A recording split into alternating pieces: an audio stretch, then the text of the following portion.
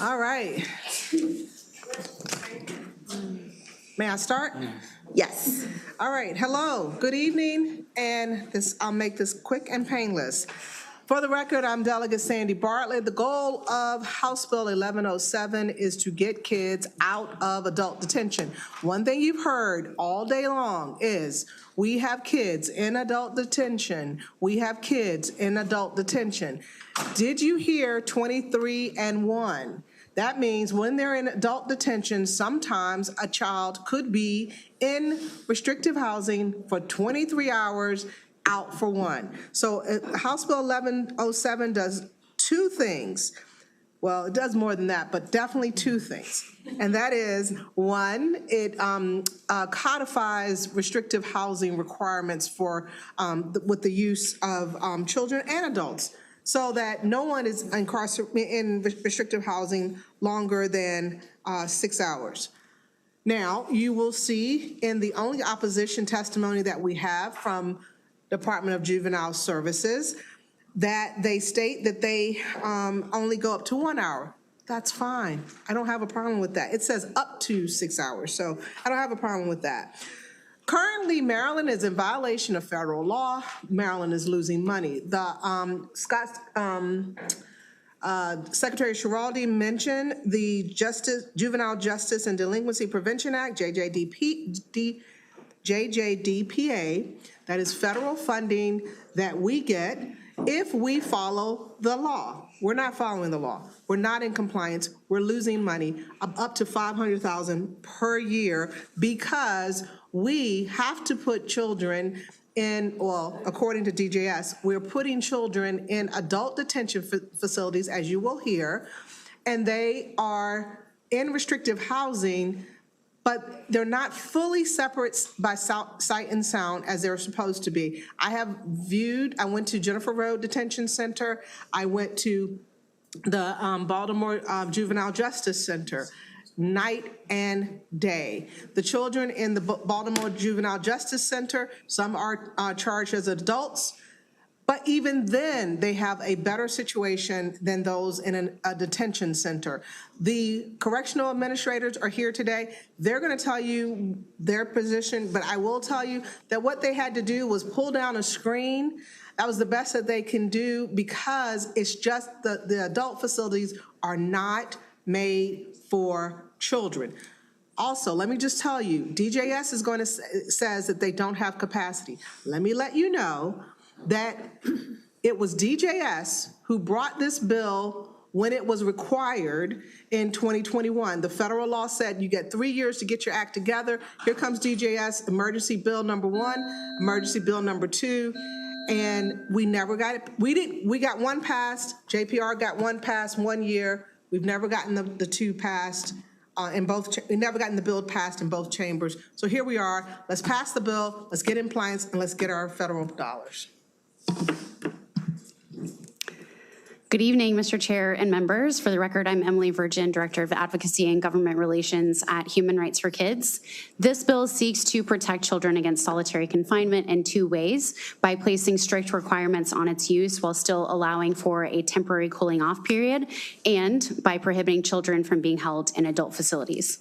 For children in DJS facilities, current DJS policies, according to DJS, meet or exceed the requirements in this bill, and we applaud them for that, but we know that administrations change, agency policies change, and that means that codifying these best practices in statute is the best way to protect children. Prior legislative efforts to end solitary confinement for children, while they made huge strides, they did not fully protect children in Maryland. The bill in front of you today would end the use of solitary confinement on children. That's because this bill removes children from adult facilities. Maryland does still allow children 30 to 40 on any given day to be held in those adult facilities. Federal restrictions prohibiting children from having sight and sound contact with adults means that when children are in adult facilities, as you've already heard, they are in solitary confinement. The state, as you've already heard, is at risk of losing federal funding because of these placements, and I'd encourage you to read the written testimony from Maryland State Advisory Group on that issue. The effects of solitary confinement are well documented on the mental health of a child who's being held in an adult facility. They are devastating and have led to the suicide deaths of children across the country. Children who are held in adult facilities are 36 times more likely to die by suicide than children who are held in juvenile detention facilities. Khalif Browder was one of those high-profile cases who died by suicide after being subjected to solitary confinement in New York. But just last year, a 16-year-old girl in Mississippi died by suicide in an adult jail. We implore the committee to not wait until something this devastating happens in Maryland before you take action to end this practice. All right, good evening. I'm Laura Wilt with the State's Attorney's Office in Frederick County. I am a member of the Maryland State Advisory Group that wrote that letter. I'm not here speaking on their behalf. I'm an informational witness. I think I have read the amendments that are submitted, that have been submitted by Delegate Bartlett. I am so thankful for her work on this, and I do not understand. So it seems every year that we have had lengthy arguments about juveniles charged as adults. And every year advocates stand before you and they argue, it's awful having our youth in adult detention centers. So we need to strike the whole transfer laws and change this. But in reality, you can fix this problem by passing part of the amended legislation that's before you today. You have repeatedly heard our state's attorneys outcry that the decisions based on these serious cases should not be held and put in the hands of the Department of Juvenile Services, and I fully agree with that. But this bill is a compromise, and it is a solution. Over the last 2 years, the Department of Juvenile Services response to juvenile crime has gone from bad to worse. In order to respond to serious crime, our laws regarding the juvenile service process must be changed. But you can make a difference by looking at this legislation, and specifically I would point to the amendment which puts in place criminal procedure 4-202.3. In that, it specifically says it basically puts this in process. If a police officer arrests a juvenile for a charge that they will be charged as an adult, they will go to a juvenile detention center. They will stay there until a judge makes a decision on a transfer hearing. So there's too many specifics, and I am not here commenting on the first 4 pages of the bill. I'm going to leave that part to the experts. Good evening, Chair, Vice Chair, committee members. Thank you for this opportunity. I'm Ryan Ross, the president of the Maryland Correctional Administrators Association and the director of the Charles County Detention Center. I'm here today in support of Senate Bill 827 with amendment. The intent behind this bill is crucial. It seeks to ensure that children, including those under adult criminal court jurisdiction, are not housed in facilities where they are within sight and sound of incarcerated adults. This is essential for their safety and rehabilitation. Local adult correctional facilities are simply not designed to house juveniles. They are built to accommodate adult offenders, and their architecture does not allow for proper sight and sound separation between adults and juveniles. While some of these facilities could, in theory, make infrastructure changes like adding new wings or sections, the construction costs would be upwards of $30 million for each of the jurisdictions in Maryland. Staffing and program costs would be parallel. That said, retrofitting adult facilities is not the best or most efficient way to address the needs of juvenile offenders. Currently, juveniles who are initially booked into adult facilities and court ordered to be transferred to juvenile facilities routinely remain in adult facilities for days or even weeks, awaiting transfer approval from the Department of Juvenile Services. During this time, juveniles are often placed in the only facility areas that are able to support sight and sound separation, restrictive housing. To maintain this approach is neither ideal nor conducive to rehabilitation. Instead of trying to retrofit adult facilities, we should focus on creating and expanding juvenile facilities designed specifically for young offenders. These facilities would meet the unique needs of juveniles, provide age-appropriate programming, and ensure that they are kept separate from adult populations. I respectfully urge committee to issue a report of favorable on this amendment to Senate Bill 827. Thank you for your time and consideration. I'm here for any questions. Thank you. Thank you to the chair, members of the committee for having me. My name is Sarah Sample. I'm here on behalf of the Maryland Association of Counties, and we are here to support this bill. I just want to reiterate that when this bill came up last year, we were opposed to it, but through collaboration with the sponsor and the advocates, we've gotten to a point where that we're sitting here supporting it because we do think that this is something that would be helpful because absolutely juveniles need to be handled with absolute care, and we just think that this bill will really help make sure that that is ensured statewide. So we're happy to support, and I'm here for questions as well. Thank you. Mr. Bergman for 2 minutes. Thank you. Good evening, Mr. Chair, Madam Vice Chair, and committee members. My name is Stephen Bergman. I'm with the Public Defender. I regret I haven't seen the recent amendments, so I apologize for not being current. I have submitted written testimony on this bill. I asked the committee issue a favorable report with amendments. HB 1107 has 2 objectives. The first is to ensure that all detained youth pending transfer hearings are held in secure juvenile facilities operated by DJS. The proposed language, the existing provisions, pardon me, the proposed language amending the existing provisions of Criminal Procedure 4202 does this in a clear and concise manner. DJS objects due to lack of sufficient capacity. Although I'm sympathetic to this, it should be noted that the department has 2 facilities that are listed on their website as temporarily closed, which, if open, would provide more than enough capacity. These are the Noyes Detention Center in Rockville and the Garrett Children's Center in Western Maryland. The overriding issue is to ensure that all youth pending transfer hearings are safely housed in juvenile detention facilities where they will neither be in contact with adult inmates nor subjected to solitary confinement in order to ensure this. The second objective is that all detained youth ineligible for transfer or who have been denied transfer not be detained in restrictive housing in order to meet the obligation that they have no sight or sound contact with adult inmates. While I applaud the intent of the bill, I think that there's a simpler way to craft the language. It would be far more concise to say, and this language is in my written testimony, any detained child under the age of 18 who is not eligible to have their case transferred to juvenile court pursuant to Criminal Procedure Section 4202, or any child under the age of 18 who has had their petition to transfer to juvenile court denied, shall be detained at a facility for children operated by the Maryland Department of Public Safety and Correctional Services. And with that amendment, I ask the committee to issue a favorable report. Thank you. Questions on the last bill of the night, Delegate Erica? Thank you, Mr. Chair. I'm really trying to contain myself right now. I'm sure you saw DJS's delightful letter.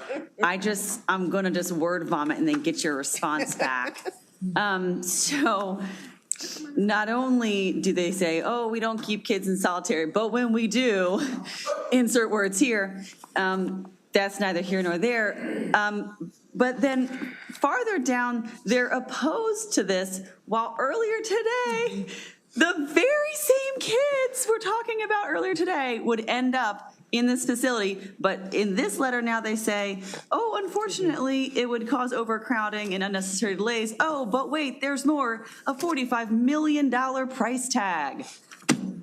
I feel like sometimes the left and the right hand of government don't know what they're doing. This is the left hand doesn't know what the left hand did 5 minutes earlier today. So I don't know if you have any thoughts on how they could come in opposed to this bill when it's talking about the exact same population of children. I'm at a loss. I have thoughts. I have lots of thoughts about Please, that. yeah. But I will say that I found it interesting. Like I said, it was, in fact, the Department of Juvenile Services who introduced the bill in 2021 and who introduced it as an emergency bill. And in 2022, it was introduced as an emergency bill. These are departmental bills. These are not sponsor bills. Departmental bills. Now, part of that is there was a different administration and, all of that. The other thing is that there were facilities that have been closed, as to Mr. Bergman's point. There are facilities that have been closed. There's a facility near me that has been closed. Waxter is closed.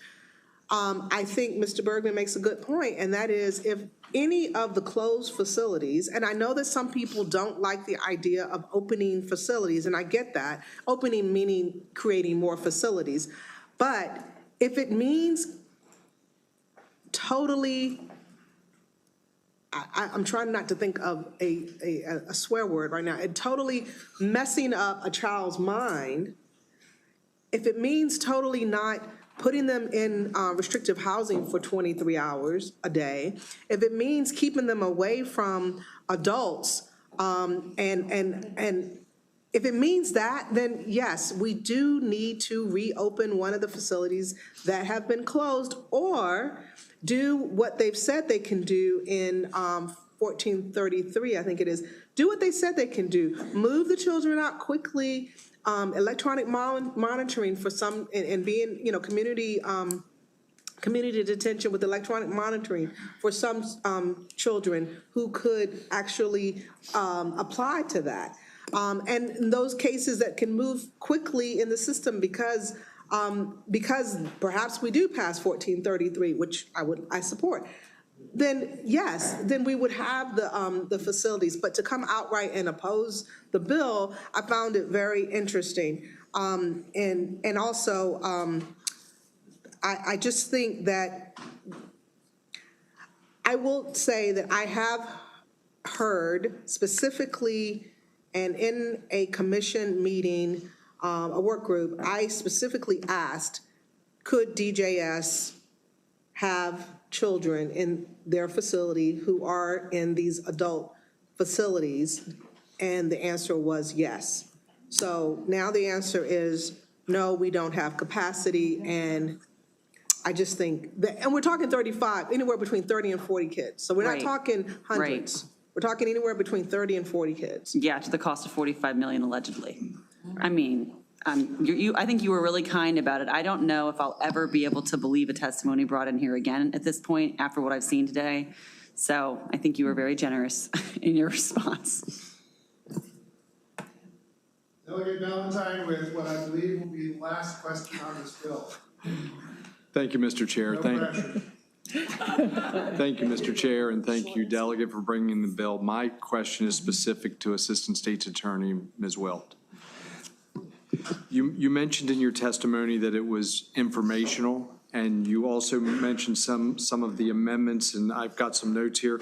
What changes or what additional amendments, based on all of your experience, may change that information to a favorable? One of the amendments is specifically, it's changes page 5 of the original bill, 38A16. It reads just clean, with the amendment, it says specifically that youth may not be held in an adult facility, and it goes to a period.